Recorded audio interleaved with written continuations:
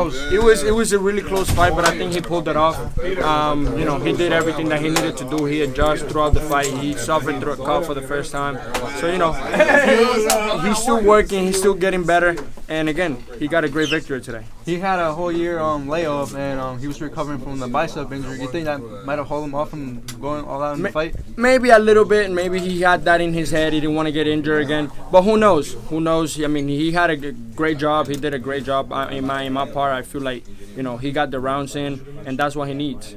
You were coaching him from outside the ring. You're going to touch base with him and maybe touch on what needs to be, fixed on? Man, in the fights you see stuff and you're just trying to teach, tell them. But at the same time, the crowd is going. He don't hear you so well. But I would like to sit down with him and tell him, hey, the 1-2 was straight. Straight down the pipe was there all the time. But hey, it's part of the job. You keep learning, you keep improving, and you keep getting better. Xander, like one of the things I did hear you say, you kept telling Edgar, go with the 3, box smart. Do you think maybe his approach, what do you think about it? Do you think maybe he wasn't aggressive enough? Do you think he was being too cautious? No, I think he was being aggressive. I think he was doing everything right. He just had a tricky opponent in front of him. It was hard to figure him out because he was always, going back, not trying to get hit. And again, it's just part of the job. He did an amazing job today. He won, and that's all we needed. And I want to talk a little bit about your fight earlier today. It was your second time at the Madison Square Garden. Talk to us about what it was like to be here, the energy, the crowd. Man, it was an amazing experience. I had fun. I enjoyed it, and I can't wait to do it again.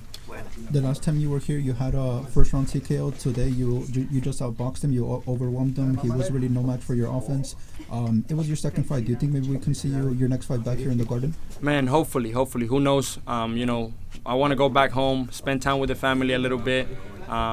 We want to start camp at least have 8 weeks, so we got at least 2 weeks off, and then we'll decide what we're gonna do. But for now, I want to spend time with the family. You had him trapped several times against the ropes. You had him there nearly for at least a minute, from what I counted. The second time he was really trapped for a good 40 seconds. But even though you overwhelmed him, you caught him with the combinations. You seemed not to get too carried away.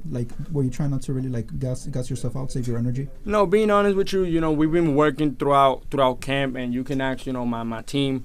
When it gets to those moments when I have somebody hurt, taking my time, picking my punches, and just being smart with my offense. Not trying to, overwhelm them with so many shots that are not landing. Trying to make everything count, and I think I did that today. It was a tough guy. He took it. He went to the hospital. So I already spoke to his team. Everybody's good, and I'm just glad he's healthy. Edgar was talking about headlining in Puerto Rico. Would you be in the same program with him? Co-main event. Man, it doesn't matter where they put us. We're gonna put on a show. If they put me as the main event or they put him as the main event, me co-main event, it doesn't matter. We're family. We're here to represent, and we're here to bring glory to Puerto Rico. Can I get a one-on-one? Yes, sir. Thank you.